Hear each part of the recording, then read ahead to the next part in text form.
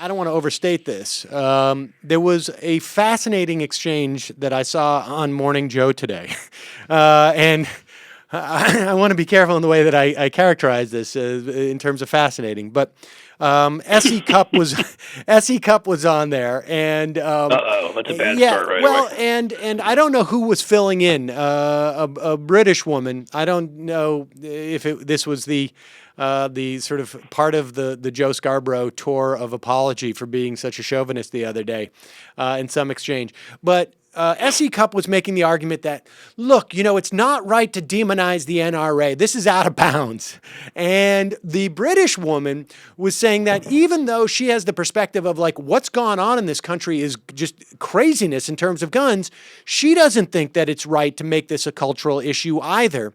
And to me, what that tells me is that in some respects, the Obama administration, at least on these social issues, and this is, we will talk about the fiscal issues in a moment, but at least on social issues, has now understood that, look, there is an immovable object They on are the losing. right. That's really what. I'll let you continue, but that's what this proves. Yes, when they're asking you to lay off them, they're losing. Go ahead. They're losing. But that core group of people who have that culture, they are an immovable object, and there is no way of converting with them or negotiating with them. And not only is that the case, but they are also an object that is tied to the right in this country, that is tied to the Republican Party, and that is now dragging them down. So where in the past the Democrats on these social issues have tried to blur the lines and have tried to sort of say, can we peel some of this off? They're now saying, no, what we should do is actually confront them, because they will retreat to higher ground, if it were, or they will ensconce themselves more, and they will actually become more of a dense and polarized group, one which will be basically more and more marginalized. And so, when you see the right complain about these things, what it is that you're right. They're seeing that they're losing and that they have no way of winning in this situation, because the more that they are forced to behave like they are, more that they are forced to come out and say, hey, rape is, just it can't happen legitimately, blah, blah, blah, or that, the gay agenda, they're hypnotizing our children. They are pushing themselves further and further out of the mainstream, and they're diminishing their political influence, at least on a national stage. Right. Let's go through just a quick history on this, all right? So you can put everything S.E. Cupp and whoever the other person was who was on the show is saying to put this all in perspective, all right? Probably starting, one would argue, maybe even earlier, but certainly with Richard Nixon, the Republican Party decided that they could win with the Southern strategy. And initially it was about racism. Initially it was about getting your white supporters all up in arms, no pun intended, against the Black Democratic Party, as they called it in the South, and Jesse Jackson and the rest of it. But it went on from there to other cultural issues: religion, guns, abortion rights. These were unifying issues for them. And a lot of these battles were fought out in the 70s, where extremists either started or took control of these groups. The NRA is a classic example. Well, the guy who took control of the NRA in 1977 in their big revolt, when they threw out the establishment guys who just wanted to talk about hunting and safety and the rest, was a guy named Harlan Carter, who, as it came out a couple of years later, had shot and killed a Hispanic youth and had been convicted of murder in the 1930s. And it had been overturned by a court on a technicality.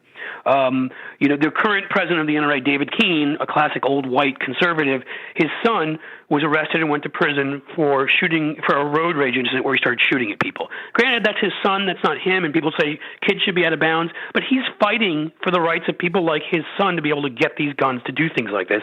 And I'm sorry, the culture of his household probably had something to do with his thoughts on guns. So these are the people, these are the extremists. They don't want you to, they're like, don't demonize the NRA. This is the NRA. This is Wayne LaPierre who calls the ATF jackbooted thugs and encourages people to shoot at them. Right. This is Wayne LaPierre who called Bill Clinton a murderer and said Obama is going to take away all of our freedoms, and said he's coming to take your guns. And I mean, we've been through all this on your show before, so we don't have to go through it. They've turned themselves into demons. They just released that ad that everybody's seen going after President Obama's kids. So first of all, these groups obviously are so far to the right, so far in the extreme at this point, and we can bring up examples, as you said, the gay hypnotism and the rest on the anti-gay fringe on the right, and the anti-choice fringe on the right. They're similar groups. They cross-pollinate a lot. I mean, the people who are supporting this Gun Appreciation Day coming up, which just happens to be on Inauguration Day, by the way, no connection there. It's a known, they're white supremacists who are the ones who are supporting this. And we should say, and I want to say too about, I mean, I played this ad, the ad about President Obama is an elitist because his kids are protected by guns.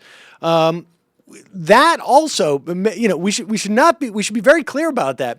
That whole elitism charge is as old as the sort of the right. I mean that it emanates out of that Southern strategy. This notion of the elites coming down to tell us how we're supposed to treat our people. The elites coming down to tell us how we're supposed to run our state, and it is forgive the pun, pulling the same triggers there. Well, and then you made the point earlier. You said it exactly right. They're coming to take our stuff away, which originally started out as slaves. Right. Then it became about other things that they're coming to take away. But you're right. I mean, it's a basic based in Southern culture. There's obviously some other states that you wouldn't necessarily call the South that have some of the same culture in them, but that's sort of where it's based. And again, if you go through to just quickly once more refer to the history of this, the thing that's changed is that these guys ginned up these issues. They used them again and again and again. And pornography in your textbooks in West Virginia was a big thing. And what's her name? Bryant down in Florida with the anti-gay activism in the 80s. And I mean, they spent Anita Bryant, right? They spent so much energy and time doing this because back then, sadly, we were on the wrong side of those issues, even though at that time I was quite young. But people who thought like us the problem was we were too far ahead of the pack.